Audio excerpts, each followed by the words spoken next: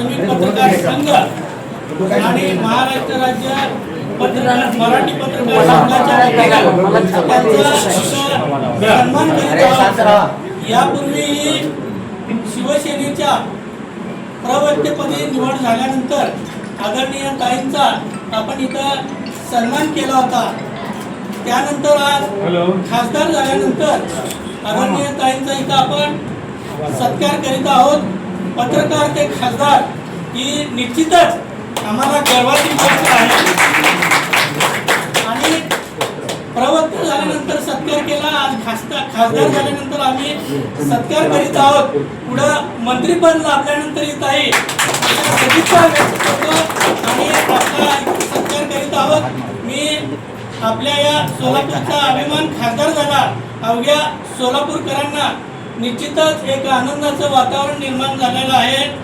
काम करो ऐसा कि पहचान बन जाए, काम करो ऐसा कि पहचान बन जाए, हर कदम ऐसा चलो कि निशान बन जाए, हर कदम ऐसा चलो कि निशान बन जाए।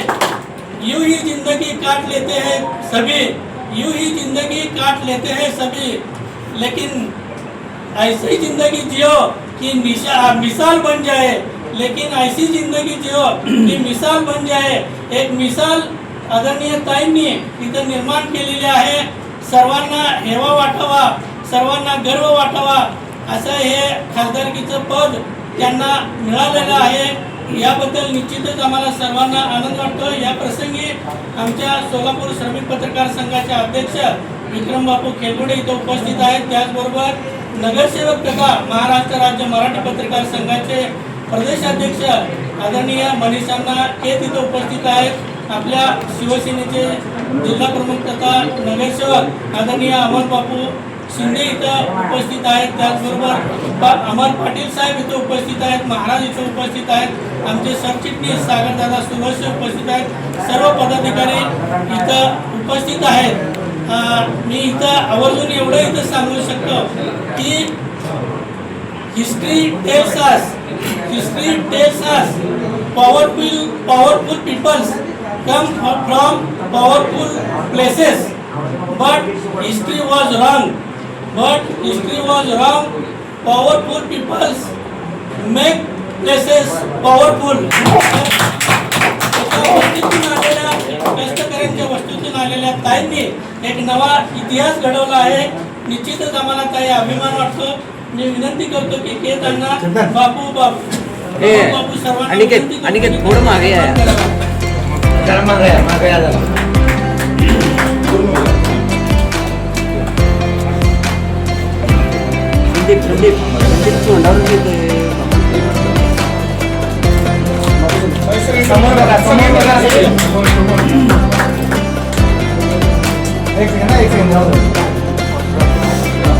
संघाचे सन्माननीय अध्यक्ष विक्रम बापू खेलगुडे, मराठी राज्य पत्रकार संघाचे अध्यक्ष नूतन नगरसेवक माझे अभिमते मनीषा टके, शिवसेनेचे जिल्हा प्रमुख नगरसेवक गटनेते माझे बंधू अमर बापू शिंदे, माननीय जिल्हा प्रमुख अमरदादा, किरणदादा आणि समोर बसलेल्या माझ्या सगळ्या पत्रकार भावांना आज इथं खरं तर खासदार म्हणून आले नाही, पत्रकार म्हणून आले।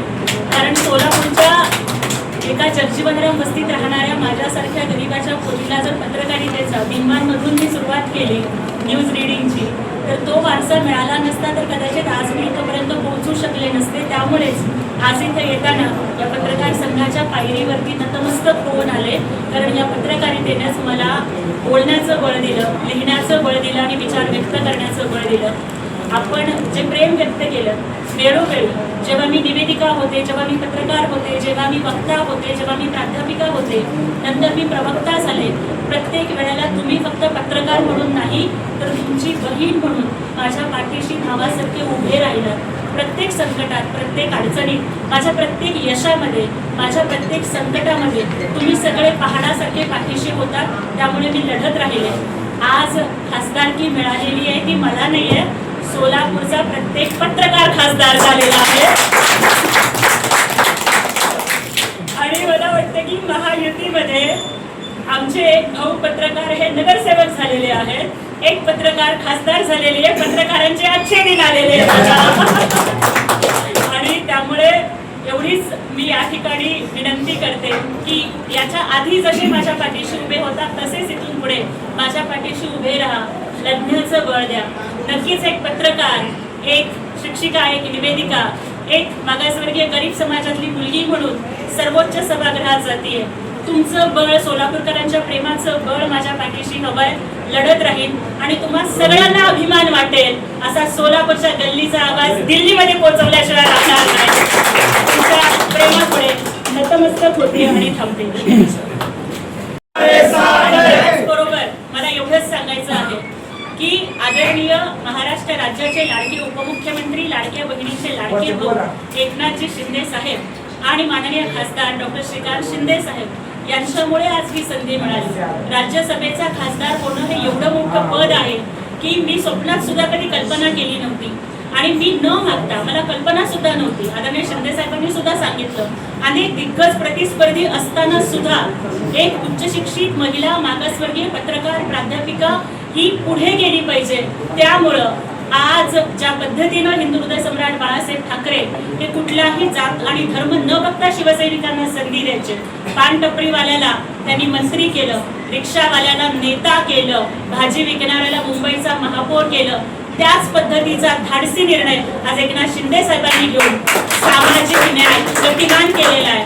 आणि खरंच काही लोक असतात जे आपल्या कुटुंबालाच आपला पक्ष समजतात, पण एकनाथ शिंदे साहेबांसारखे नेते असतात जे आपल्या कार्यकर्त्यांना आपलं कुटुंब समजतात. त्यामुळे एक लाडकी बहीण म्हणून साहेबांनी केवळ उमेदवारी नाही दिली, दादा माझं डिपॉझिट सुद्धा पक्षाने आणि साहेबांनी भरलं. एखाद्या बहिणीला, एखाद्या लेकीला हाताला धरून न्यावं त्या पद्धतीनं त्यांच्या कॅनवर बुलेट प्रूफ गाडीत बसवून सन्मानानं ते मला फॉर्म भरायला सोबत घेऊन गेले. माझा फॉर्म भरताना सुद्धा लाडका भाऊ माझा पाठीराखा म्हणत या गरीब लाडक्या बहिणीच्या पाठीशी उभे राहिले.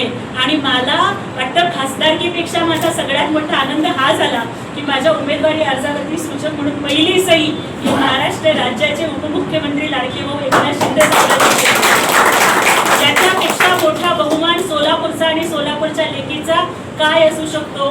दादा एकच विनंती करते, राजकन्या नाही, संघर्ष कन्या आहे, गरीबाची कन्या आहे. तुमची साथ पाहिजे, सगळे मिळून दिल्ली गाजूया, पाठीशी राहा एवढंच विनंती करते. धन्यवाद.